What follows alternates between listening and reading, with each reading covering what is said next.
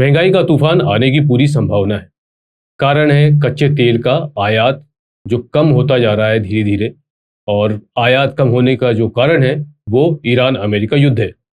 समझौता तो हो गया है पर ये टिक पाएगा। अब इसके कई कारण हैं, उनमें से एक कारण ये है कि ईरान चाहता है कि जो हॉर्मूज है, स्टेट ऑफ हॉर्मूज है, वहां पर वो टोल वसूल करे। अब अमेरिका जाहिर सी बात है इस पे अड़ा हुआ है कि भाई ऐसा नहीं होना चाहिए, उस पर किसी भी तरह का कोई टोल ईरान नहीं वसूल करेगा। इस पे जो अमेरिका है अड़ा हुआ है। ईरान की अपनी मजबूरियां हैं। ईरान ने जो खोया है इस युद्ध के दौरान, जो नुकसान हुआ है उसको, उसकी भरपाई कहीं से करनी तो है। इस वजह से वो चाहता है कि स्टेट ऑफ हॉर्मूज से जो भी शिप्स जाएं उस पर टोल टैक्स वसूल किया जाए।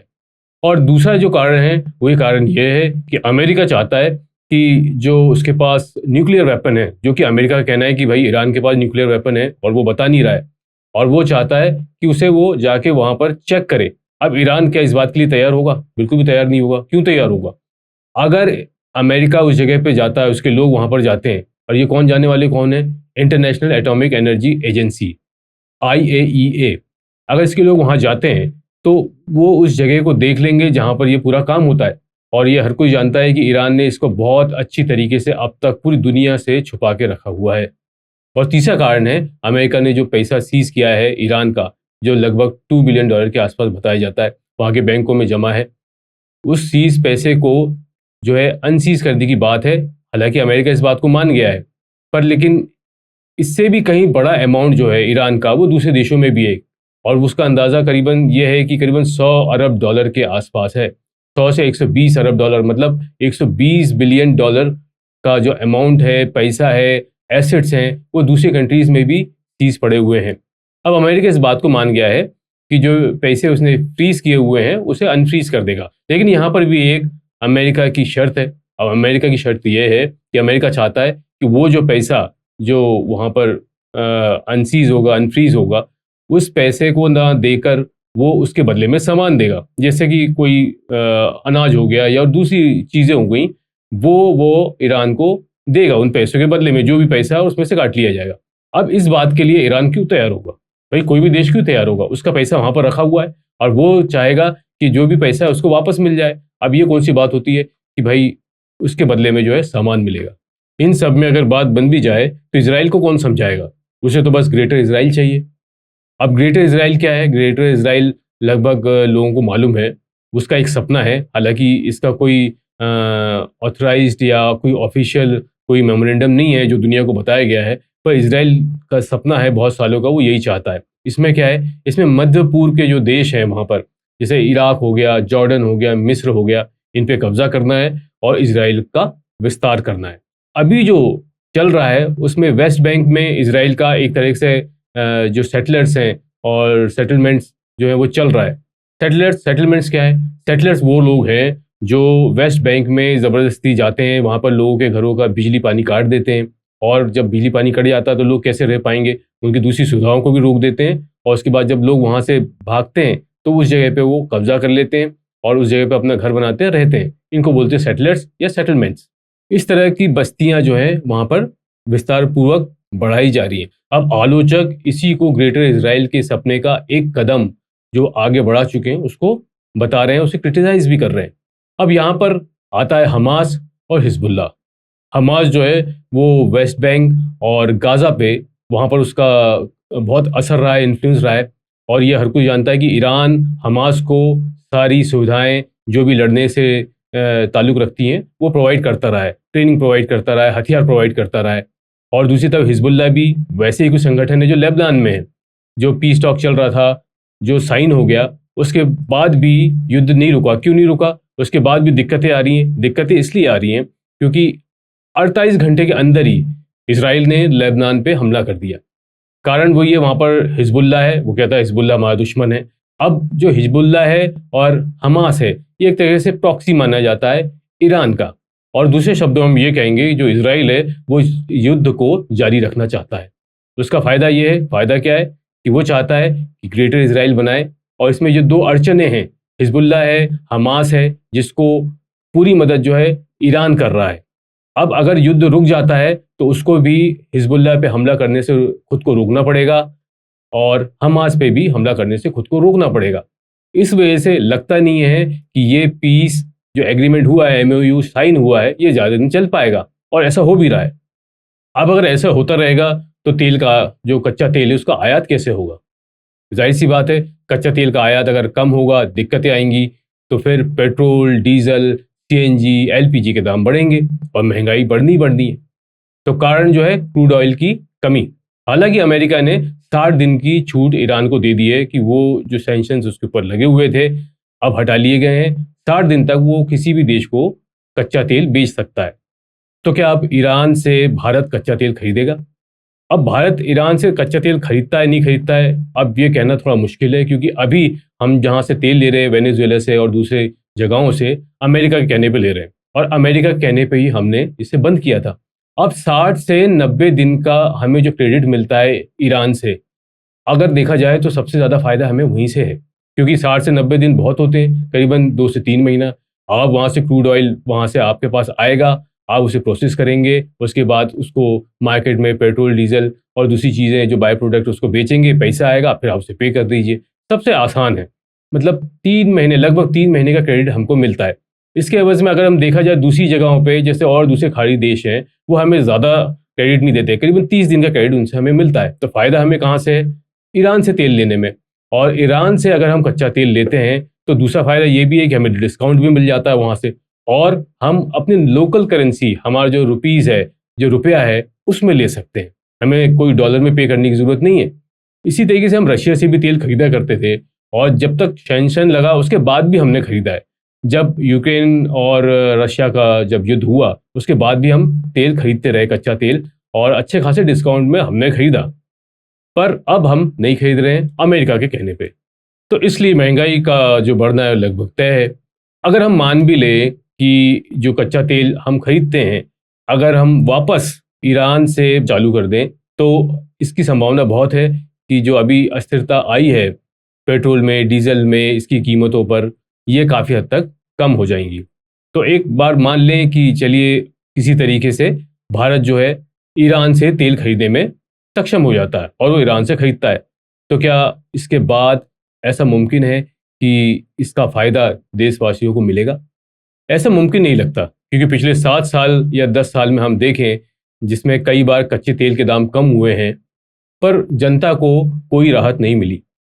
अब जैसे अगर हम 2020 की बात करें कि 2020 में जो कच्चे तेल की कीमत थी, वो इतनी कम हो गई थी कि उसकी कीमत करीबन $37 प्रति बैरल के आसपास आ गई थी, और जो Indian basket of crude oil है उसकी औसत कीमत करीबन $20 से $25 प्रति बैरल रह गई थी।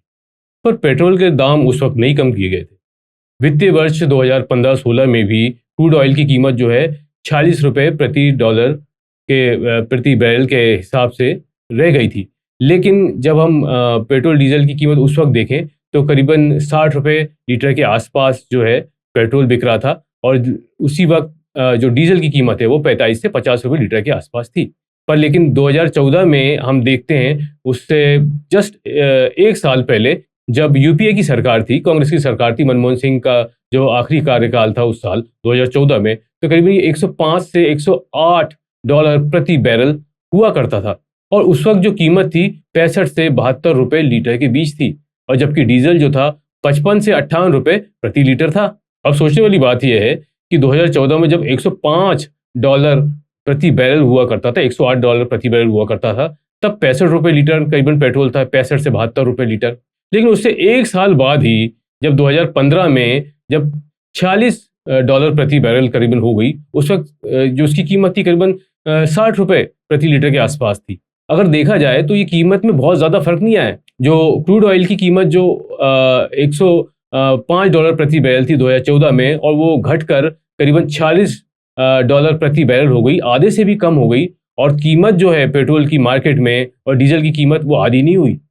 वो 2014 में 65 रुपये करीबन थी, 65 से 72 रुपये 2014 में थी, जब 105 डॉलर प्रति बैरल तेल था, और दूसरी तरफ जब कीमत आधी से भी कम हो गई तो वो घट के सिर्फ 60 रुपये लीटर पेट्रोल की कीमत आई। मतलब जो कीमत की जो अंतर है वो 5-6 रुपए 7 रुपए का ही आया है। सबसे महंगा दौर जो रहा है वो 2022 में था, जब $120 प्रति बैरल हो गया था। उस वक्त जो मध्य प्रदेश में पेट्रोल की कीमत थी 2022 के दौरान, वो करीबन 107 रुपए से लेकर 118 रुपए प्रति लीटर पेट्रोल की हो गई थी। और वहीं डीजल की कीमत 90 से 101 रुपए के आसपास हुआ करती थी। अभी अमेरिका ईरान का जो संघर्ष हुआ, ये फरवरी में शुरू हुआ था, उस वक्त जो है $70 प्रति बैरल की कीमत हुआ करती थी। और उस वक्त पेट्रोल की कीमत 106 रुपए लीटर से लेकर 109 रुपए लीटर के आसपास थी। बाद में युद्ध के दौरान जो प्रति बैरल की कॉस्ट है वो करीबन $120 प्रति बैरल तक पहुंच गई। और जब $120 प्रति बैरल तक पहुंची, ये करीबन 70% का उछाल था इसमें, पेट्रोल की कीमत जो है बढ़कर 120 रुपए के आसपास पहुंच गई। 115 से 116 से 120 रुपए के आसपास, क्योंकि प्रीमियम पेट्रोल भी आता है और नॉर्मल पेट्रोल जो एथनॉल वाला पेट्रोल आता है वो भी आता है। तो करीबन 120 रुपए 122 रुपए तक इसकी कीमत पहुंच गई। और अभी फिर से वापस ये घटकर करीबन $70 प्रति बैरल के आसपास आ गई है। इस पूरे महीने में $86 प्रति बैरल का एक एवरेज रहा है। लेकिन पेट्रोल के दाम, डीजल के दाम कम नहीं हुए। पेट्रोल के दाम अभी भी 106 रुपए लीटर वापस नहीं आए, जो कि फरवरी में हुआ करता था। डीजल की कीमत भी वहीं वापस नहीं आई है, अभी भी वो महंगा ही बिक रहा है। पेट्रोल अभी प्रीमियम पेट्रोल करीबन 120 रुपए लीटर से ऊपर तक बिक रहा है, और जबकि एथनॉल वाला पेट्रोल है वो करीबन बिक रहा है 116 रुपए के आसपास। तो लगता नहीं है कि सरकार जो है कम होने के बावजूद भी पेट्रोल और डीजल के दाम कम करेगी। अगर पेट्रोल और डीजल के दाम अगर 100 रुपए से नीचे आ जाएं तो बहुत बड़ा फर्क पड़ेगा, महंगाई में भी इसका बहुत असर पड़ेगा। तो लगता नहीं है कि सरकार वापस इसके दामों को कम करेगी, जो पिछले 10 सालों में जिस तरह से देख रहे हैं हम। तो उम्मीद बहुत कम है कि वापस दाम कम होंगे, और वापस दाम कम नहीं होंगे तो महंगाई कैसे घटेगी। अगर हम देखें इसी तरह की सिचुएशन जब पेट्रोल के दाम फ्लक्चुएट हुए, कम ज़्यादा हुए, अगर हमसे 2004 से कंपेयर करते हैं, जब मनमोहन सिंह जी की सरकार हुआ करती थी, जब नई नई सरकार आई थी उस वक्त, तो 2004 में जो क्रूड ऑयल की कीमत थी वो $36 से लेकर $38 प्रति बैरल हुआ करती थी, और पेट्रोल की कीमत 33 रुपए से लेकर 37 रुपए। तो लगभग जैसा डॉलर चल रहा था, जैसे 36 रुपए, तो पेट्रोल भी इसी के आसपास हुआ करता था, 33 रुपए या 37 रुपए के आसपास। और डीजल जो था वो करीबन 21 से 24 रुपए के आसपास उसकी कीमत हुआ करती थी। मतलब ये अंतर हुआ करता था 10-11 रुपए का अंतर पेट्रोल और डीजल में। पर जब 4 साल बाद, जब 2008 में जब पेट्रोल और डीजल महंगे हुए, क्योंकि क्रूड ऑयल बहुत महंगा हो गया, रिसेशन का टाइम था उस वक्त, मंदी का दौर था, 2008 की बात है ये। जो क्रूड ऑयल है उसकी कीमत एकदम से आसमान को छू गई, और ऑल टाइम हाई पे ये कीमत गई, $147 प्रति बैरल। ये इतना बड़ा अमाउंट है, आप सोच के देखिए कि आज के समय में हम 120 जब डॉलर प्रति बैरल जब क्रूड ऑयल पहुंचा है, तो पेट्रोल की कीमत जो प्रीमियम पेट्रोल है वो करीबन 120 से 123 रुपए के आसपास बिक रहा है, और जो एथनॉल वाला पेट्रोल है जो E20 के नाम से बिकता है वो करीबन 116 रुपए, 110 से 116 रुपए के आसपास बिक रहा है। आप सोचिए उस वक्त जब 147 रुपए प्रति डॉलर के आसपास कीमत पहुंच गई थी, तो उस वक्त पेट्रोल और डीजल की कीमत क्या रही होगी।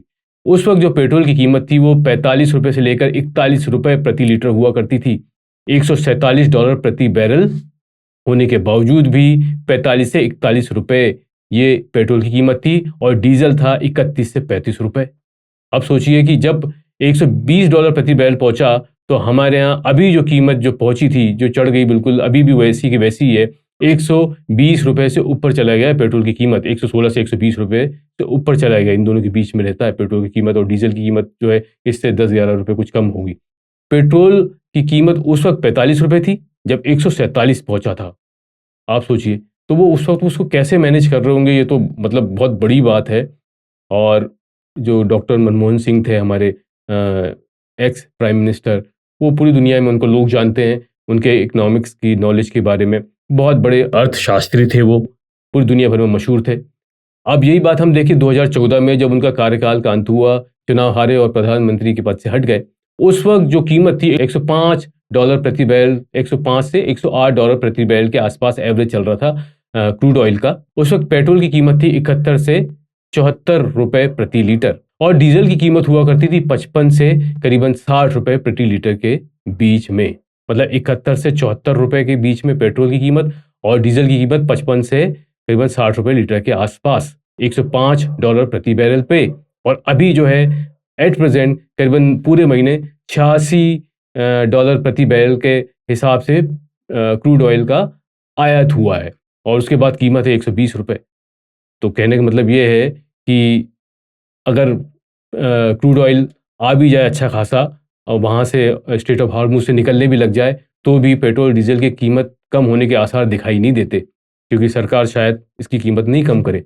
और ऐसे में महंगाई पे जो इसका असर पड़ा है, एकदम से चीज़ों की कीमत बढ़ी है, और अभी आने वाले कुछ महीनों में ये पूरी तरीके से समझ में आएगा कि महंगाई कितनी बढ़ी है, क्योंकि अभी माल ढुलाई और सारी चीज़ें जो हैं 1-2 महीने में समझ में आ जाएगा कि माल ढुलाई में कितना पैसा एक्सेस जा रहा है और कितनी कीमत बढ़ रही है।